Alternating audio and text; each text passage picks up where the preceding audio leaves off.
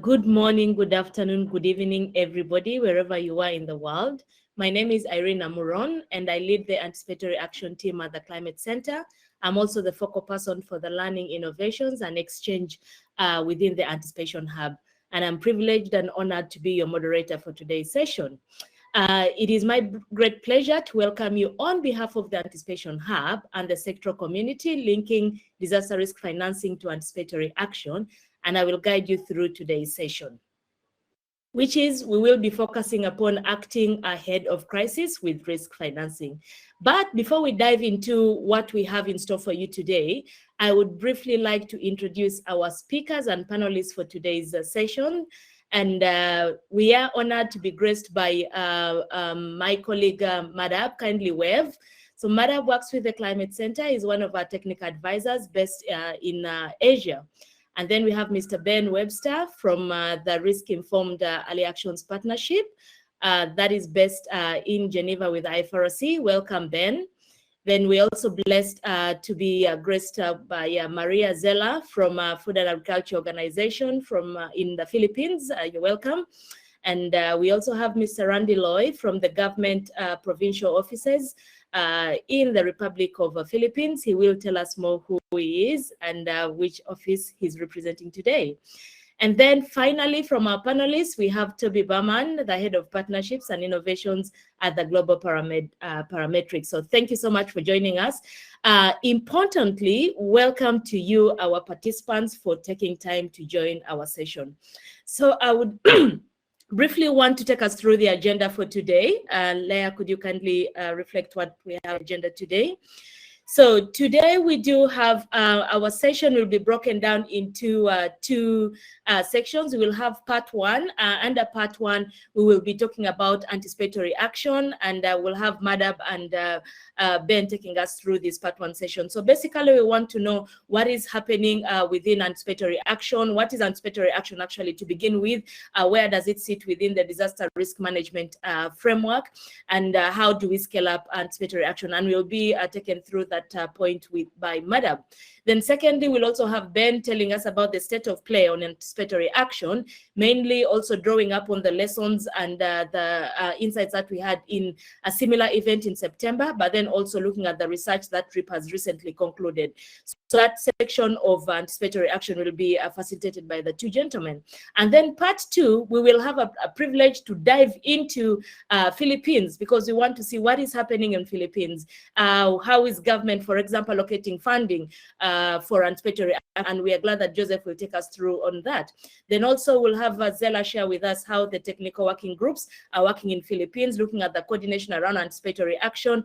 And then finally, we will have Toby take us through how to the lessons and learned around risk financing. And then we will conclude, have a little bit of some questions and answers from the participants, and we'll have Leah conclude today's session. So that is what we have in store for you, but a little brief about this sectoral community that is hosting this session today. So basically, the sector or technical working group that linking risk financing to anticipatory action is still a baby. It is a group that was formed at the beginning of this year, and it is co-hosted by the RIP, INSU Resilience, and the Anticipation Hub. And basically, we are looking at facilitating and fostering learning around risk financing across different stakeholders and organizations. So we do have representatives from think tanks, from UN organizations, from the Red Cross organizations, from academia, all of this trying to see how do we address issues around integrating risk financing into anticipatory action. And this group was born out of the desire to see that there is integration between the different risk financing tools with anticipatory action, and also the desire from the humanitarian side to input into the design and implementation of these risk financing tools to be able to scale anticipatory action. So so far we do have a few achievements that we are proud to report upon. We've held some meetings since the beginning of the year, and these meetings still continue. We also have some terms of reference have been approved and signed off by the various members. And again, this is a call that if you're interested to join this sectoral working group, please just reach out. We will put the links on how you can reach out to be able to join this group. So the call is open. Join us. Come, let's talk about anticipatory action. Come help us inform how risk financing can support and scale up anticipatory action. And so that is a brief about our sectoral working group. And then I would like now to quickly bring us kind of back to the same stage in terms of anticipatory action. One of the things that we would like to ensure is that all of us are on the same page in terms of understanding, in terms of familiarity with the terminologies that we are using. And so I will invite you, kindly go to the chat. We want to do a very quick poll. We just want to ensure that when we're talking about anticipatory action, all of us are aware about anticipatory action. So could you kindly type into the chat one word that you associate with anticipatory action? We will give you at least 30 seconds to do that. Just type into the chat one word that you associate with anticipatory action. I can see answers coming in. I'll just give everyone a little bit more time before I publish the results. Sure. Thank you, Leah, sorry.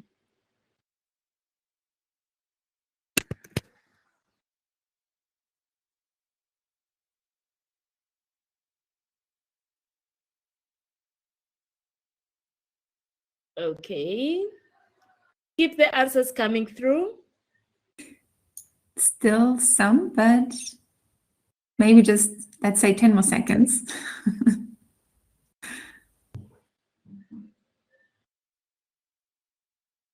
It looks already great. And I'll publish them now for everyone to see. All right. Quite some very good, interesting answers. So, Madhab, I hope you're able to see what we're associating with anticipatory action. And I believe it falls within our definition and understanding of anticipatory action. So before I invite my dear colleague Madhab, I would just like to emphasize that the purpose of our the objective of our session today, we would like to reflect and brainstorm together in terms of how do we work together with the risk financing community to be able to scale up anticipatory action. And so just want to have that at the back of your mind as we are going through different topics within this session. And then also at the end of the two sessions, we will request you to post your questions in the chat, but this will be addressed at the end. All right, so kindly bear with us. If your question is burning, kindly bear with us until all the presenters have spoken, and then we will do a recap of the questions and answer them. Without further ado, I will hand over now to you, Madhab. Thank you. Thank you, Irene. Good morning, good afternoon, and good evening, depending on from where you are joining. So I'm Madhab Uprety. I'm the technical advisor in the Red Cross Red Crescent Climate Center, yes, working with Irene, and also the Asia Pacific focal point based in Kathmandu, Nepal. And also today I'm speaking on the behalf of the Anticipation Hub, which is the co-host of this sectoral community, which just Irene described a bit, and also the co-host of this breakout session. So just to give a quick brief background of the hub itself. So the Anticipation Hub is a platform to facilitate the knowledge exchange, learnings, guidance, advocacy around anticipatory action. And it is a joint initiative from the German Red Cross, the International Federation of Red Cross Red Crescent Societies, IFRC, Red Cross Red Crescent Climate Center. And it brings almost 81 partners from the Red Cross movement, UN agencies, academia, research institutes, donor, and a lot of other networks. So if you want to get more information, I guess you will have the website in the chat. You can go to the website and start engaging with the Anticipation Hub.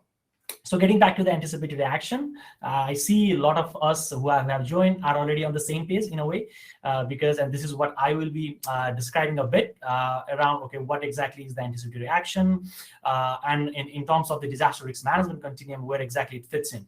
And also as an anticipation community is where we are at currently, and what is the vision, and particularly the whole thinking of disaster risk financing comes in the whole anticipation work. So that will be my the overview of my talk. So it's to start with, we will play a very short video that will give you a quick background, and then I'll elaborate a bit on that. So Leah, can we have a quick video play? Yes, so I will, this is the signal to the tech team. So you see this small window that says Resilience Global Partnership, and then you have to increase it, and then you can see full screen the video. There's no audio, just click on the video.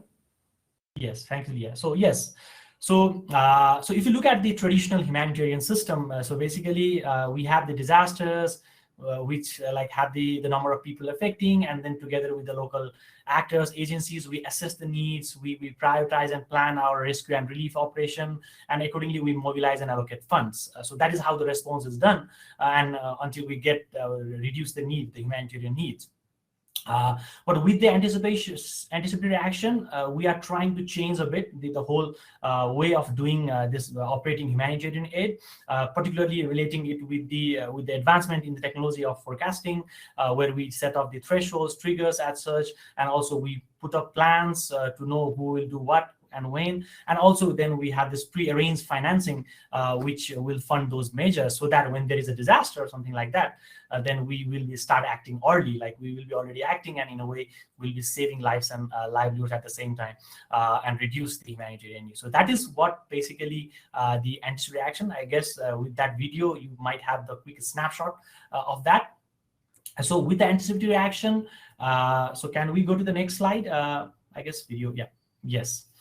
So yes, with the anticipatory actions, what we're trying to do is we're trying to link this robust prediction, particularly in relation to the forecast science and the risk assessment, with the early actions or with the actions. And when you talk about the actions could be in the range of anything, depending upon the context of that area, depending on the impact that we are prioritizing to reduce. So it could be some form of cash transfer before the event, or doing like distributing some hygiene kits, some shelter strengthening kits, also like doing some evacuation of the lives and also livestock as well. So those could be like different range of these anticipatory action. But in more general terms, if we talk about anticipatory action, it is fairly understood as a set of action that are undertaken before to prevent the disaster, potential disaster impacts before the actual shock or the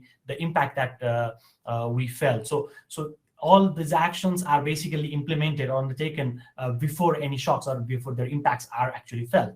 So that is why we call we say it, we are acting anticipation, and the actions are basically carried out in the anticipation of these hazard impacts, and also the prediction on how these events will likely unfold in coming. So that is what basically we define anticipatory action, and the overall purpose of the thinking behind the anticipatory action is to empower the communities, the humanitarians, to act earlier, so that we could prevent or at least reduce this imminent humanitarian crisis. So now if you look at like where exactly it fits in the overall disaster risk continuum. So normally the anticipatory work or anticipatory action comes in between this disaster risk reduction and the response. So that it is not a substitute of this long-term investment that we are doing in disaster risk reduction, but actually it's something that complements in the overall disaster preparedness, and also increase the capacity to manage the risks better. So that is how we normally put the anticipatory action in the overall disaster risk management continuum. Can you go the next slide, please?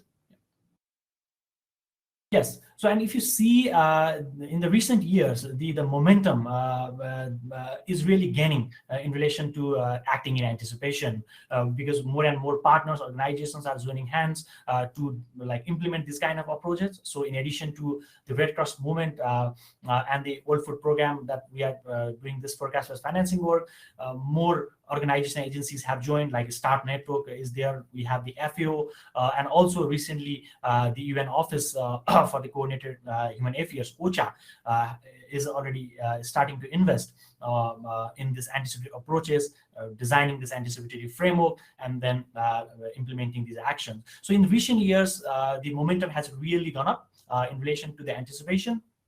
And if you look at the evidence that we are generating from all these different initiatives, the approaches implemented by different agencies on that, the message is clear. Like it has a huge significant potential, particularly in relation to making the overall humanitarian operation quite effective. So it's acting ahead of a disaster, is much faster, much cheaper, and also call it as much better to the humanitarian needs, and it's also a dignified solution, dignified way of doing things, because we try to deal with problems before they occur. And so if you look at the investment that we are putting in this this anticipated work, we are getting a huge return, that the cost benefit is quite high, so that every dollar that we are investing is really counting a lot in relation to the anticipation. So that's how we can see with this recent work that different agencies are doing, there's really a momentum, and we could really achieve a lot with all this. Can we go to the next slide, please? Yeah. Yes. So despite a lot of this momentum, we still think there are a lot of things, a lot of work need to be done in relation to the anticipatory humanitarian action. So that's how now the next, the thinking behind is, the next vision is to really try to scale it up, and mainstream the anticipatory action in the disaster risk management processes and frameworks. I think that will be really crucial when we talk about scaling up these efforts. And scaling up means obviously we need dedicated funding to expand this anticipatory action, so that we could reach to more vulnerable will be receiving assistance before the actual events, before these predictable shocks happen. And also it means we aim to expand this geographical coverage and also the type of shock that could be anticipated, as well as also try to build the capacity or the ability of the system in itself to respond in a much coordinated manner. So that means scaling up means not just like we are talking about the numbers or the coverage, but also like making the way to look more better. So that's how we think the anticipation, like the scaling up will be in coming days. But how do we get there? I think that is the crucial question for every one of us. So obviously, the first and foremost thing would be to build the startup capacity, particularly at the local level. Then obviously strengthen this early warning and forecasting system. I think that is one of the prerequisites for anticipatory action work. Another most important, yes, fuel or like finance this implementation of anticipatory work. We need to mainstream this anticipatory work in the overall disaster risk management framework. And also, yes, the learning and evaluating and building the knowledge base. I think that will be a bit more crucial as well. So now bringing in the disaster risk financing instrument, I think this will be really crucial, particularly in relation to financing the anticipated work in order to scale it up. So I think that is the one of the much important thing that we are discussing today. So obviously for that we need increased, flexible, predictable, and coordinated funding to the local and the national national responders or the disaster risk managers. So that would be important. Another, obviously, there are already a lot of existing pool funds, like yes, from the UN we have SERV, from IFRC we have DREF, and other there are like in the START funds also is there. So all these are really helping to expand the anticipated work. We really need to increase the funds into this kind of pool funds to have this more flexible and predictable and coordinated funding in these already established pool funds. Another would be also to facilitate other instruments, particularly when it comes to the disaster risk financing and the climate funds. I think this is something a completely uncharted territory. So we need to really explore and navigate how better we can facilitate these other instruments and make it more like provide finance before the crisis. And another, obviously, to encourage the international financing institutions to better support preparedness. And yes, we need to explore innovative DRF, disaster risk financing solution for scaling up anticipatory action. So you can see like a lot of more work is still to be done, but there are a lot of opportunities, a lot of entry points already where we can tap in. But we need to work together, and it also requires a bit of time to really come up with a joint solution around this. And this is where I think the sectoral community, like where we are linking disaster risk financing with anticipatory work, really has a huge, crucial role to play. So with that, I'll stop here and we'll get back to Irene. Thank you. Thank you so much, Madhab. And hearing you, I pick out three things. You know, we need to scale up, we need to mainstream, and the fuel that can help us achieve this is integrating the disaster risk financing. And also a call out to the participants in the call that at the end of the speakers, we will ask you again to share with us your summary of the highlights from each of these speakers. So kindly jot down some highlights, and we'll be keen to hear from you. From Nepal, we are going over to the UK. I hope, Ben, you're in the UK, right? So yes, Ben is representing the RIP, and as I earlier mentioned, the RIP is also a co-host of this sectoral group together with Special Hub and the INSU Resilience Global Partnership. So Ben, I invite you to share with us some key insights from the last workshop we had in September, and also outline the state of play of anticipatory action and disaster risk financing, looking at Philippines as a case study. Unfortunately, I will remind you, we are kind of running behind schedule, so it would be great to have that in mind. Over to you, Ben. Thank you. Thanks, Irene. Good morning, good afternoon, good evening, everyone. Really good to be here. I can see some familiar names on the list, so really good to be with you all. As Irene said, I am head of Secretariat for the Risk-Informed Early Action Partnership, whose aim is to start taking these approaches to scale, to bring together the climate, the development, the humanitarian communities across government, civil society, private sector, international organizations, so that together we can start identifying our complementary roles and responsibilities, and working together to take these approaches to scale. I'm sure that Lydia can post in the chat box the workshop slides and videos and so on, so that you can go back and see them. But essentially, I mean, as a sectoral community formed earlier this year, as Irene mentioned, we are still a baby, but the workshop was seen as a way to reach out to a slightly broader community, slightly broader audience. We've identified that to take these approaches to scale, we need to bring in stakeholders and partners who don't ordinarily work together. And therefore, after we'd agreed the terms of reference for the group, we'd identified some key areas that we want to work on together, some key questions to answer. The workshop presented an opportunity to take that out to a slightly wider audience, to explore some specific case studies and work out, well, where do we need to go next? What are the key questions to answer next, and how can we get there? So if you could go on to the next slide, please, Leah.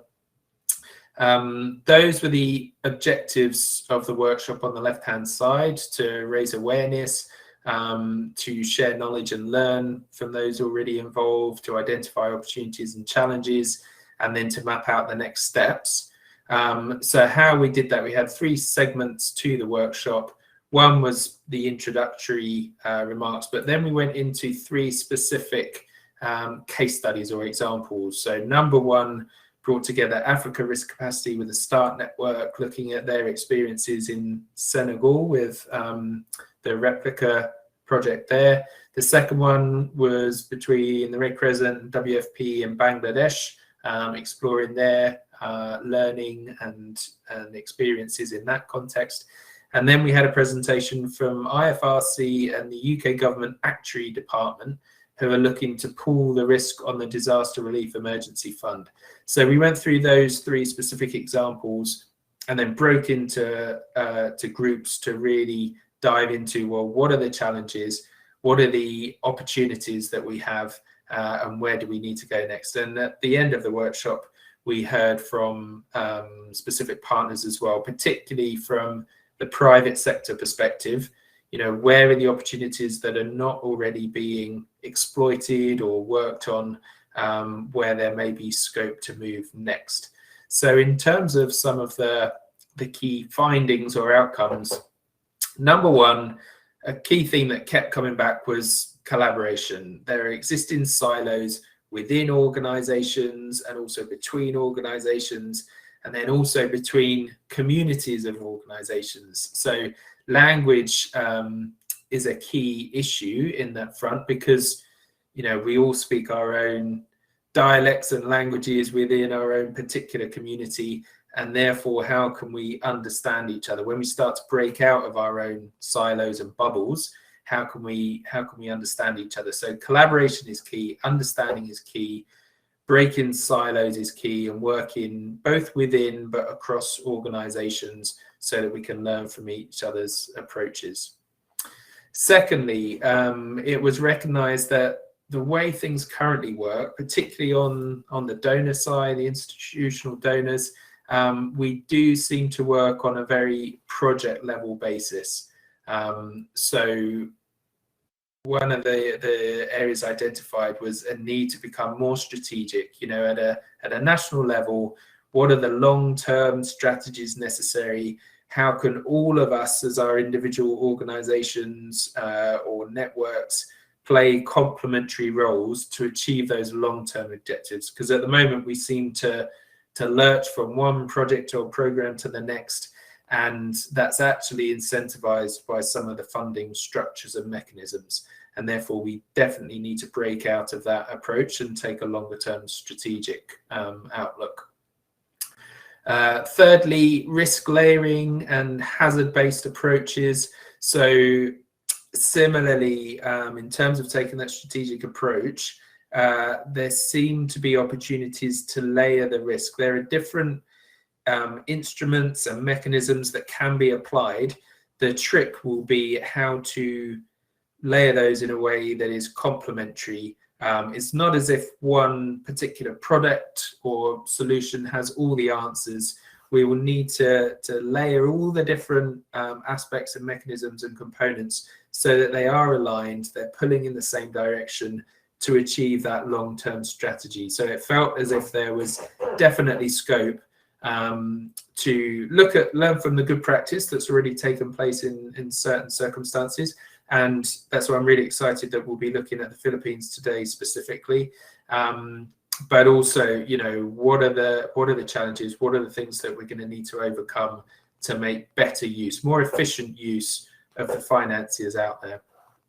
And then the final one, I mean, in the closing remarks from the workshop, Nick Moody from the Insurance Development Forum mentioned that there had been little reference to that point in the workshop to the role of private sector, and therefore we need to get better at this collaboration, particularly between public and private sector, between humanitarian organizations, insurance companies, reinsurance companies. You know, there's real learning to be applied, there's real scope to work together, and therefore we need to have a more open mind to be able to make the most of those opportunities and those potential collaborations. So those were some of the main findings. At the end of the workshop, we went into next steps. I mean, reassuringly, it demonstrated that there's real scope and appetite for this particular sectoral community. It was really heartening to see the existing relationships. There were colleagues who hadn't spoken to each other for months or years, and so it's really nice to hear, you know, people coming together. And we surmised that we need to do this more often. We need to be in touch more regularly to exploit those opportunities and to really collaborate effectively. So we would encourage people to join the sectoral community, and together we will work on the key questions, those blockages, those challenges, and identifying concrete ways to move forward on the opportunities so that we can start to see these approaches scale up. Just briefly on the next slide, please, Irene, you asked about, the state of play. Okay, so just quickly, these are the key questions that we'll be looking at as a sectoral community going forward.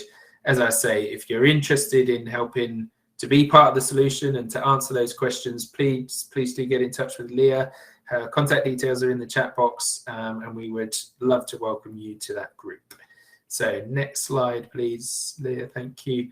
Yeah, in terms of the state of play, as a partnership, what we're trying to do is come up with global recommendations on policy and practice that need to be adopted and embedded at the international level, but also start to explore what are the national case studies, what's the context like in different places around the world, so that we can learn from that and identify, well, what constitutes an enabling environment to take these approaches to scale. And therefore, we've had a consultant working over the last few months on 11 different case studies. And so I'm pleased to say that we'll be able to share those in the coming days. And there's a huge amount of content and rich detail in there. So do have a chance to chew on those. But just to give you an insight, I mean, we're talking about the Philippines today, and I won't endeavor to go into the details on the Philippines. We have colleagues who are much better placed to speak to the details of the context there. However, what our analysis in terms of the enabling environment there is showing is that, as one of the most hazard-prone countries in the world, with tropical cyclones, floods, earthquakes, landslides, the impacts of El Nino, La Nina, and so on, the Philippines is unsurprisingly really advanced when it comes to disaster risk management policies, plans, legislative frameworks, and so on, and is in the process at the moment of providing a more holistic approach with the Disaster Resilience Act that was approved last year by the House of Representatives and is currently under review by the Senate. So looking at a more holistic approach to climate change adaptation, disaster risk management, and there are already a number of different financial instruments at play. So cat bonds, cat DDO, CDRIF, parametric insurance policy. We really want to learn from those experiences in the Philippines to identify what's working well, what are the opportunities, how can these areas of learning be applied elsewhere, and so on. So I really look forward to the next session where we can dive into some of those details.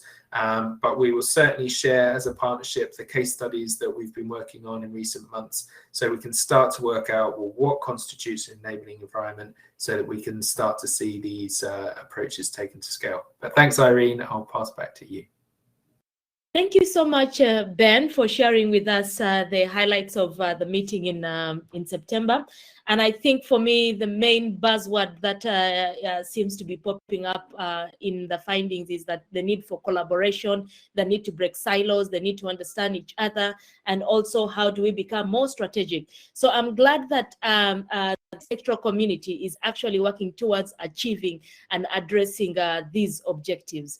And you do mention that the Philippines is one of the advanced countries when it comes to anticipatory action at policy level and at operational level. And actually, we are privileged to have representatives from the Philippines to help us deep dive into this.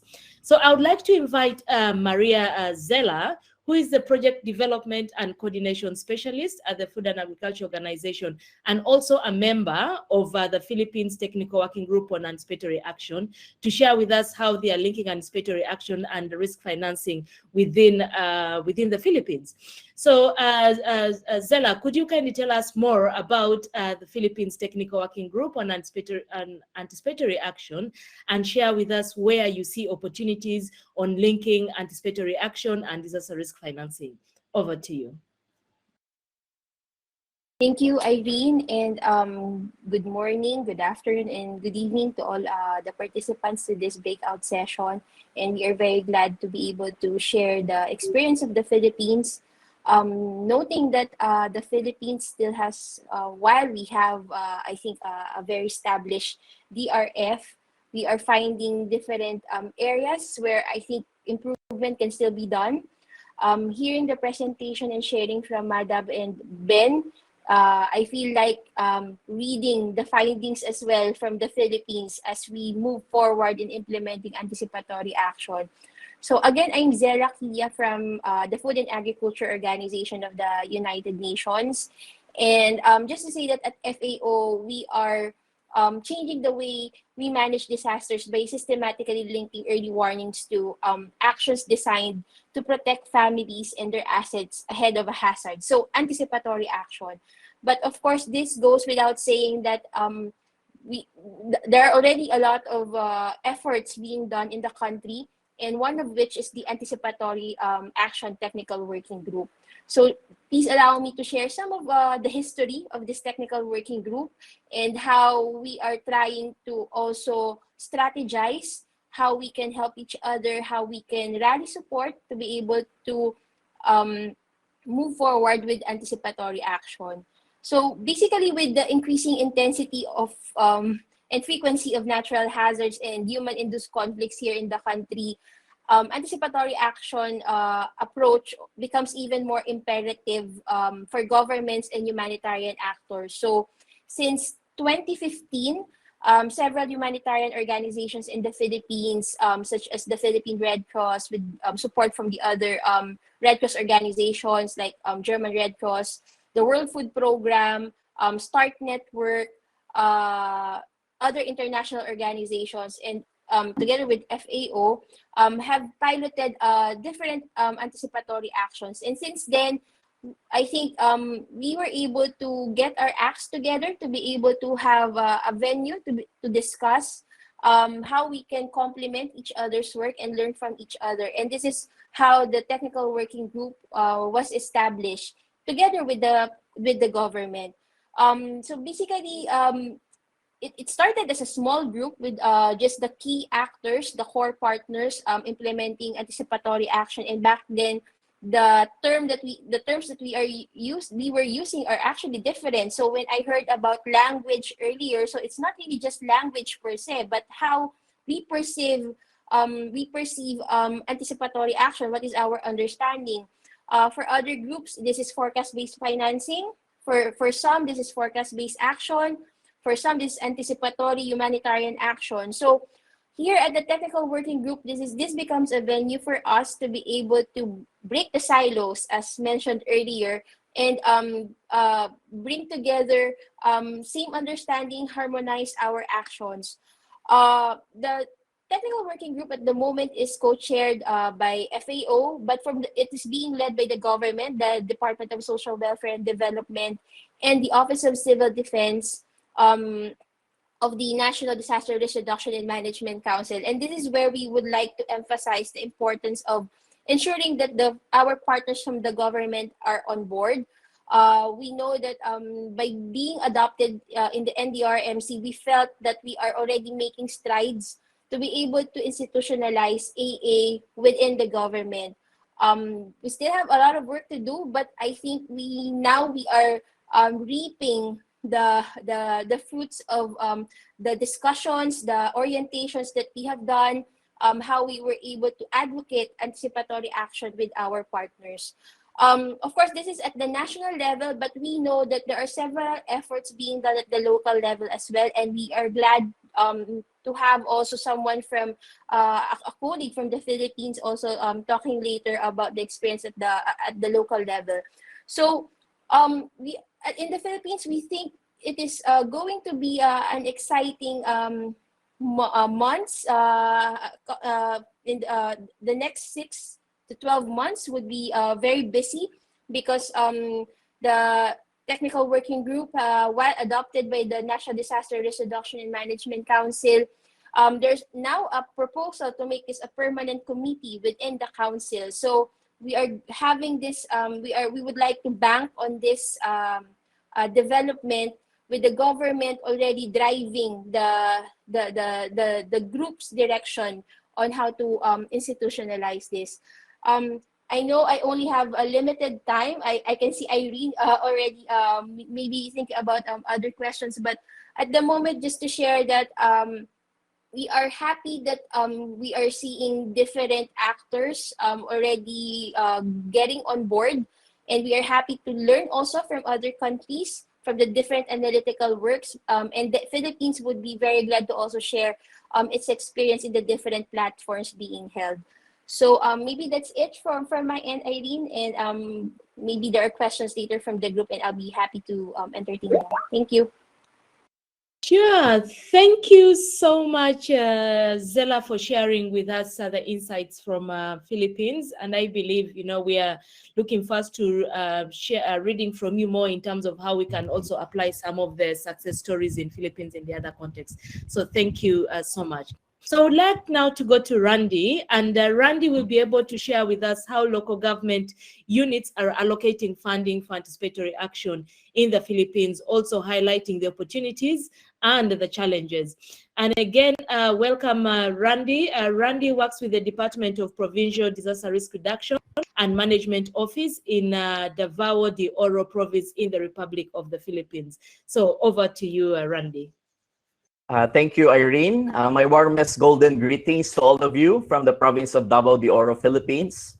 Allow me to share some experiences on forecast-based early actions or anticipatory actions in the Philippines, how LGUs are allocating funding for anticipatory actions, and highlighting opportunities and challenges. Allocations for anticipatory actions are taken from its local disaster risk reduction and management fund, which constitutes at least 5% from the annual budget of the government, starting from the community level we call barangays to the municipal or city and provincial levels. But with the advent of the new National Disaster Risk Reduction and Management Plan 2020 to 2030, the very recent PDRRMO framework has considered forecast-based early actions under thematic area 3 on disaster response and early recovery, or under the disaster preparedness and response key result area. Its goal is to provide risk-based, timely, and anticipatory response actions to address basic life preservation and immediate needs of communities and government. For the province of Davao de Oro, we started our forecast-based financing journey in 2017, with the World Food Program helping us in crafting the standard operating procedures, or SOPs, for forecast-based emergency preparedness, and consequently by the Philippine Red Cross's forecast-based financing in the Philippines, closing the gap between disaster risk reduction and emergency relief project supported by the German Red Cross from 2017 to 2019. As a local government unit engaged in forecast-based early action projects, we then allocated funds from our Provincial Disaster Risk Reduction and Management Fund under the Special Trust Fund from 2019 and utilizing them within 5 years. Our local DRRMF allocation aims to sustain the lessons learned and gains from the forecast-based financing, or we call now anticipatory actions projects of both organizations, such as early crop harvesting.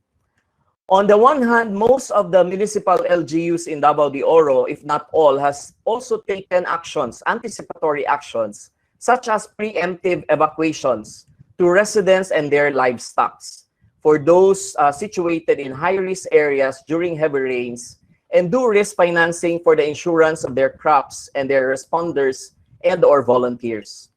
On the other hand, the Provincial Local Government Unit of Davao de Oro will still finalize the early action protocol for flood and other hazards, harmonizing all available documents from the WFP and recently approved EAP for flood of the Philippine Red Cross, and matching them with the context of our province in partnership with the PDRRMC member agencies.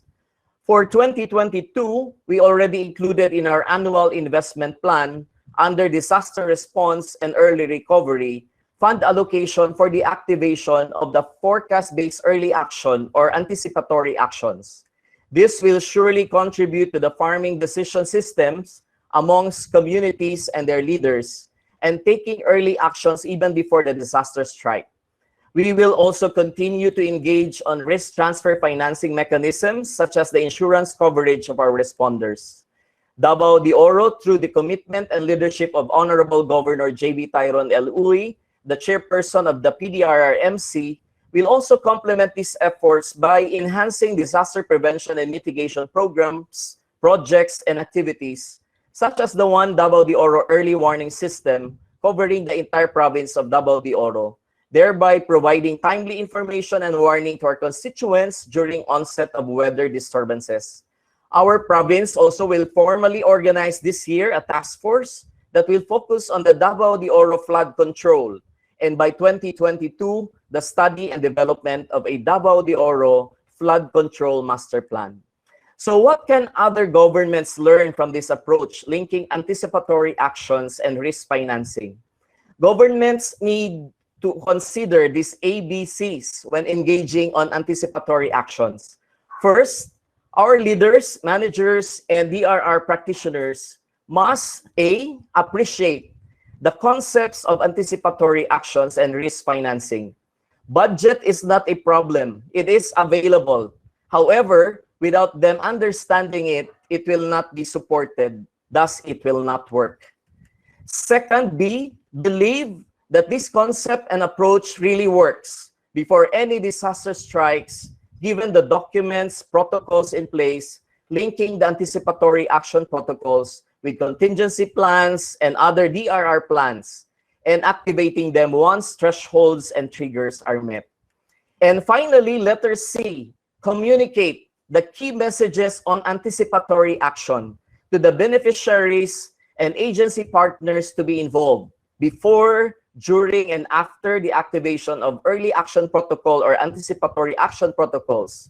Key messages matters a lot to all stakeholders.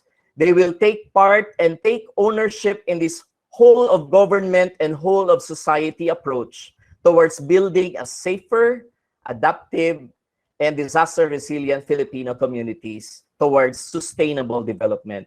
So to all of you, thank you very much. And now back to you, Irene. Thank you so much, Randy, for sharing your insights. I hope and really pray that your message would be read loud and clear at the COP.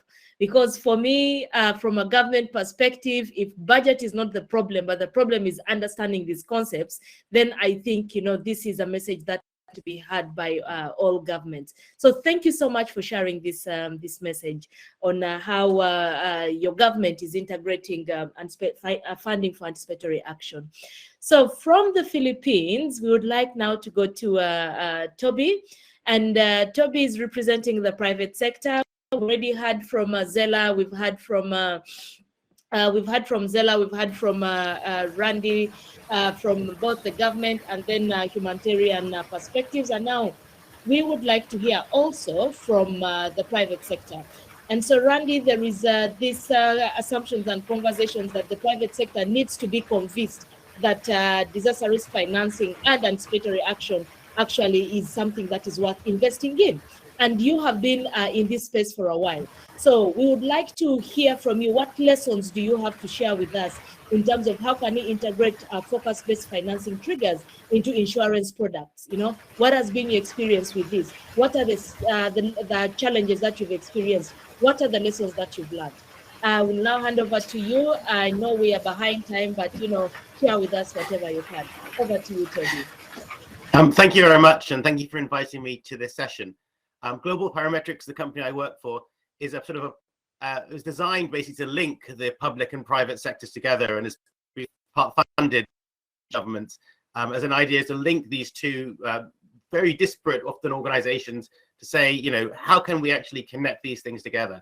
And one of the key things that Global Parametrics has always been supporting is this idea of anticipatory action. If you have money in place before something happens, then as we've heard before, the benefits are huge, and you can prevent what we call natural hazards becoming natural disasters if you have both the money and the operations in place. In the Philippines specifically, we've been trying to work out, how do you bring in private sector money into these programs? How do you actually get the insurance industry to support anticipatory action, or what we call forecast-based programs? Global Parametrics work in parametric insurance, which is what we call event-based. So something occurs and then there is a payout. This is different from traditional insurance, where usually something happens, and then later on they go and check the losses, and you get the losses paid. So it makes things can be a lot faster.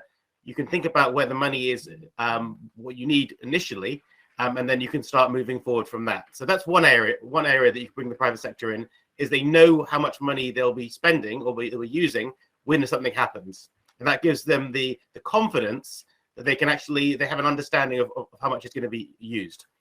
The second side of it is the private sector needs to have the confidence that the triggers will occur when they should. The idea that the forecast is correct.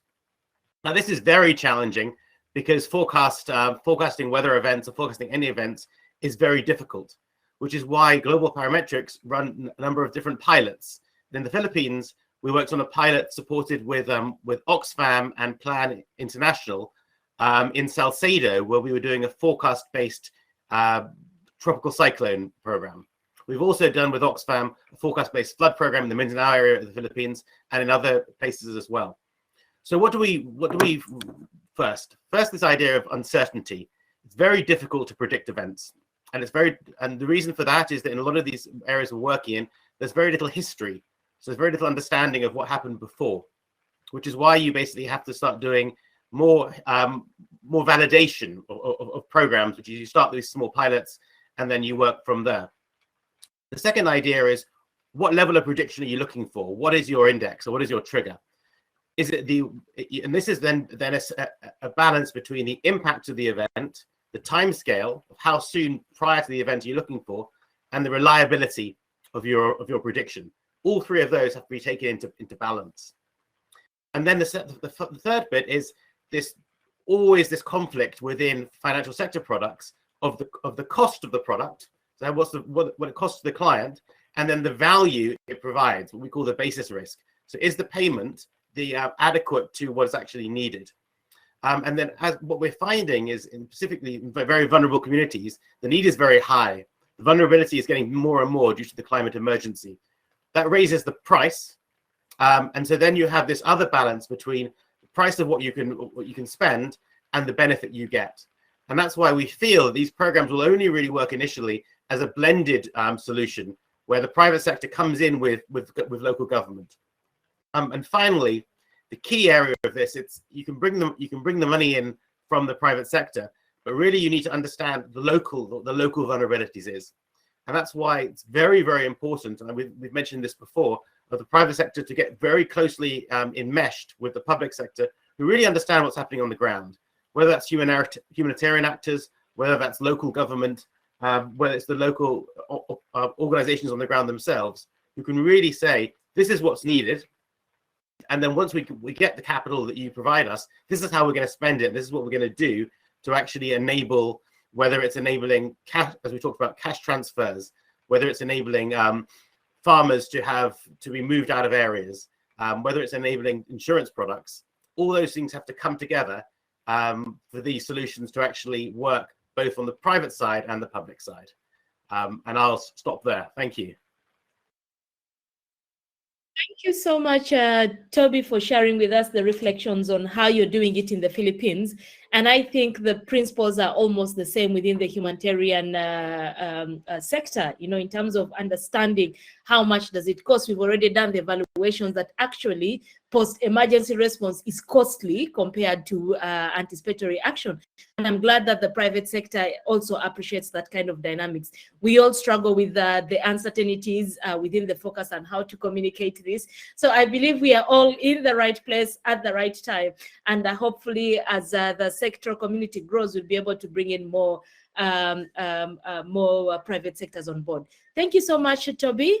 And now we will open up the platform to participants to ask questions. And yes, I do have a question from Anastasia, who says, what are the key obstacles for scaling up anticipatory action in the Philippines? It could be related to finance, policy, or the political will. And I'll open this up to either Ruzzella or Randy or Toby, you know, whoever is happy to give a dive into that, then that is okay. And also just related to that is what is missing to overcome this in terms of tools, resources. Yeah, so over to the Philippines team.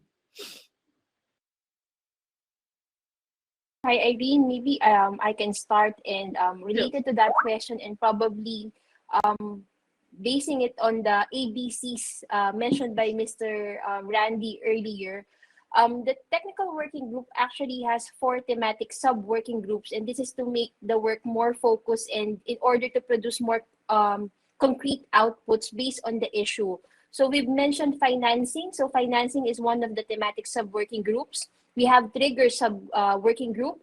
We have early action sub-working group, and we have the monitoring and evaluation sub-working group. So just focusing on financing, again, based on the mapping of the resources and modalities that we have here in the Philippines, essentially what is made available is for expos. That is why we are looking at unlocking the barriers to be able to tap existing financing from the government to be able to fund anticipatory action. Mr. Randy earlier mentioned that budget is not the problem, it is available, but it is the enabling environment that is limited at the moment because there are some policies that will not allow us to tap, let's say, the funds because there is no enabling environment for us to be able to do that. So just to share what are the advocacy efforts being done by the technical working group. So we are working on the position paper to be submitted to the Congress so that if there's a need to redefine quick response fund, how it can be used and when it can be used, and hopefully for anticipatory action, that we will be able to do that in the future. There are already efforts being started.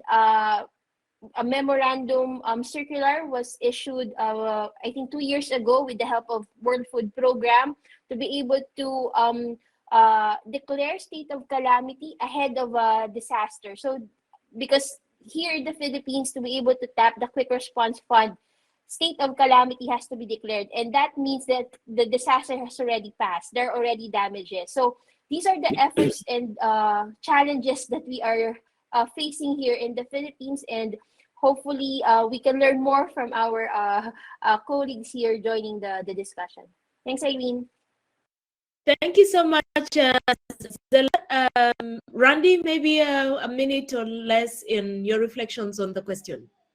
Yes, actually, this really depends on how the local government unit, in our case, has led us to fund specifically for forecast-based early actions.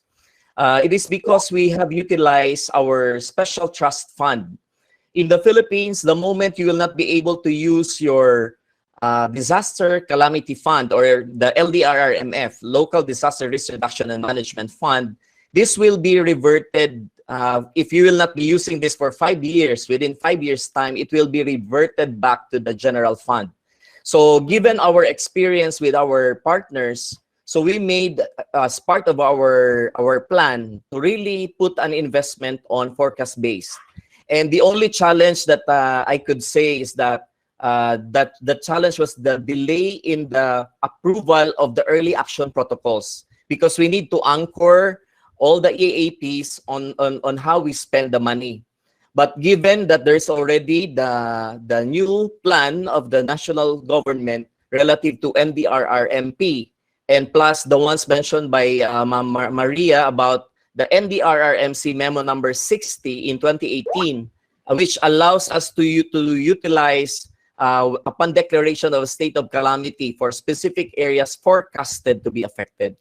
But in the Philippines, we don't only work on Republic Act 10121. All the local government units can also look into the local government code, which allows autonomy of different LGUs to fund or to work on specific actions within their context or within their bounds or AOR.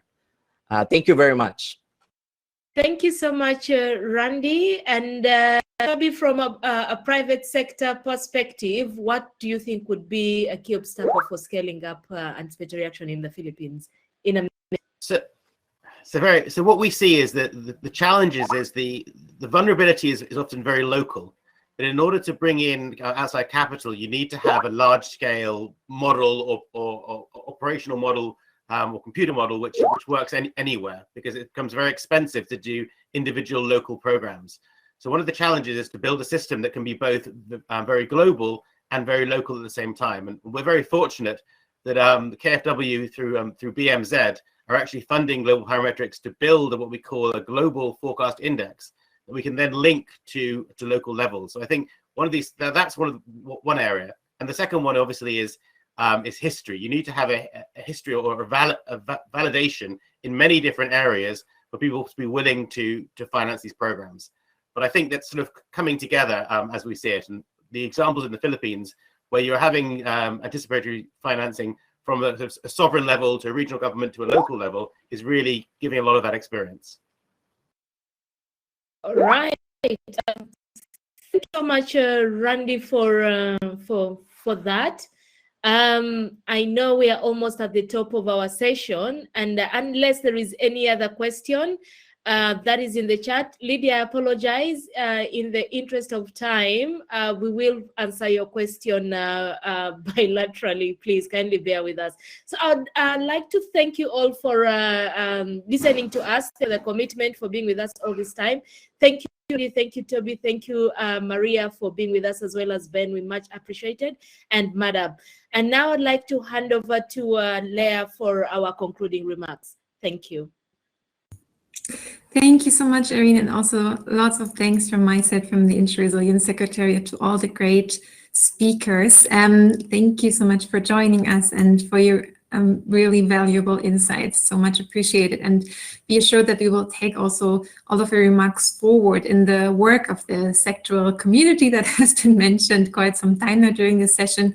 Really, we would be very happy to have all of you who are present in this call join the sectoral community. Please feel free to get in touch. As Ben has presented earlier, there will be very specific questions that we will deal with, and we think will be very important to further work together, further develop this crucial link between anticipatory action and risk finance. It's very much needed, and a lot of work still needs to be done there. So just wanted to highlight that again. Also, thanks Lydia for sharing that again in the chat. Also, I would like to let you know that there will be the next event that you can already mark in your calendars. That's from 7th to 9th December. So that will be the 9th Global Dialogue Platform on Anticipatory Humanitarian Action. It's also a virtual event. We will also share information in the chat. Also, of course, if you join the sectoral community, you will also get all these information also provided to you. And basically with that, we are already at the end. Of course, if you have any further questions, you have the email, but you also have Risk Talk for further discussions with the broader community on climate and disaster risk management. So always also a good opportunity to register there and discuss any questions you might have. You're welcome to do that. Thank you, Lydia, for the link in the chat. As we said before, all of this will be recorded and will be available later on. You will receive this via email as you register for this, for the annual forum. And thanks again for participating. It was really great to have you. And I hope you will be able also to join some of the next breakout sessions and the closing today. And then you might probably be heading straight into COP or COP side events. So also, have a good time there, and hope to see you soon again. Thank you so much.